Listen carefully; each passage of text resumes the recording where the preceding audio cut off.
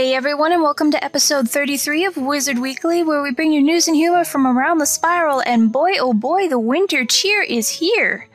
Holidaisies are blooming, decorations are all over the commons, and Felix Navidad has taken his place in the shopping district with holiday garb and goodies to sell to all the good little wizards and wizettes. Kingsisle has also begun their 12 Days of Wizard, where Wizard 101 will be counting down the days to Yuletide with sales, free giveaways, and special items like the Chrismoose. This cheerful fella will not only carry yourself as well as holiday cheer through the spiral, but will also spread some joy in the non-wizarding world as well. With every purchase of the Chrismoose, a donation is made to the Austin Children's Center as well as the Children's Medical Center at Legacy. This merry moose won't be in the spiral for long, though. He'll be making tracks right after the holiday season has come to an end, so make sure to grab one while you can. Joining the Chrismoose in his spreading of joy is the Yuletide Spirit, winging her way into the spiral for a limited time as well.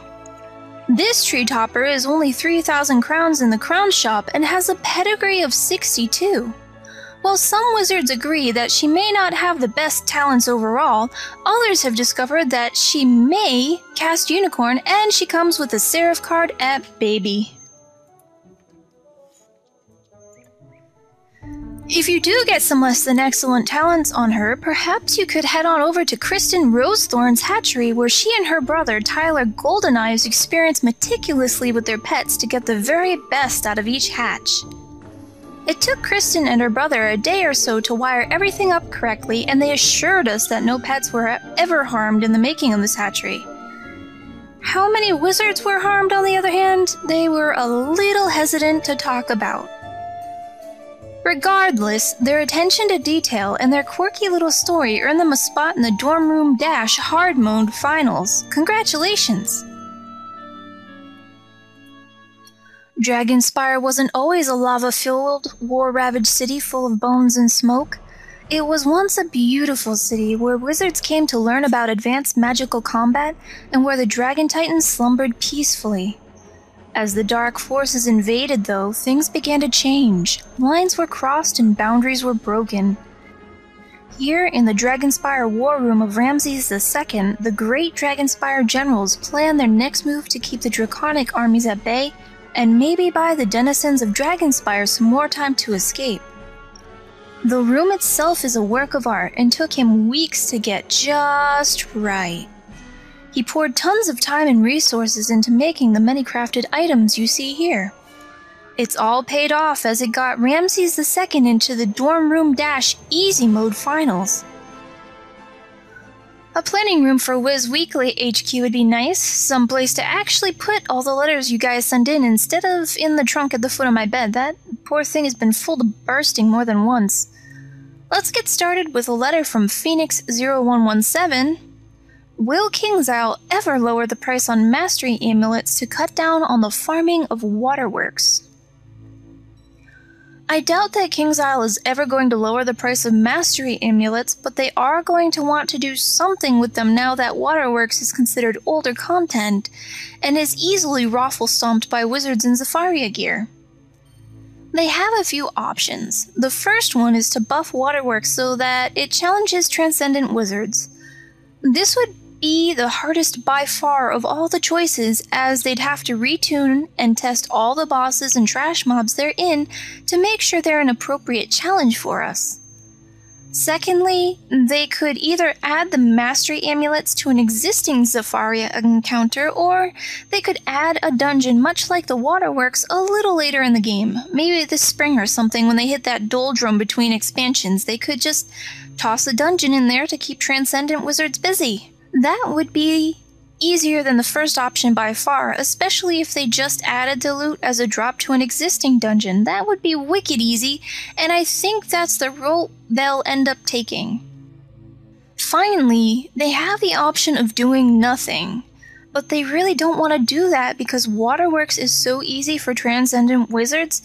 We can just breeze right through there with ease now, and Kingsisle is going to end up losing money on that because they'd originally put the amulets in the crown shop because they were so hard to get out of waterworks. Now that it's not hard anymore, well, let the farming begin. I've got one for you, says Arthur Shield. Don't add that to the show, though. Oops. Well, you know what? Anyway, do you think KingsIsle will ever make a search setting for the bazaar anytime in the future? Personally, I'd love a search feature in the bazaar. I hate having to go through pages and pages of stuff when I know exactly what I'm looking for, and it's something that's been long overdue.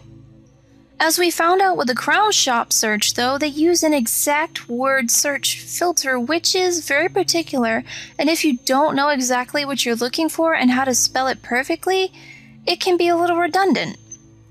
They'd have to put a flexible word search in there, and programming one of those can be a real bear. This may be why we haven't seen a search system in the bazaar yet. It's a real tough task to come up with one, and it'll need to be updated every time KingsIsle releases a new item. Overall, that's just a ton of work for them to do, which is why I suspect they haven't made it yet. Between you, me, and the fly on the wall, though, I really think the time they'd have to invest in this would make the bazaar a much easier place to shop, and it'd be one of those warranted expenses. That's just my opinion, though. Our last question for today comes in from Valdis Nightmender, who wonders, do you think we will ever have the ability to have 2 pets equipped at once? No way. I know some pets are cute and you want to show them off together, but imagine going up against an opponent that had 2 pets and both of them had a Maycast talent or both of them had spellproof on them. Imagine having 2 pets that frequently cast Sprightly on yourself. You'd never have to worry about healing again, and that would make the game way too easy. It would also throw the world of PvP even more out of balance. Can you imagine a 4v4 with 8 pets that may cast Unicorn? That match would go on forever, and that's hardly an exaggeration.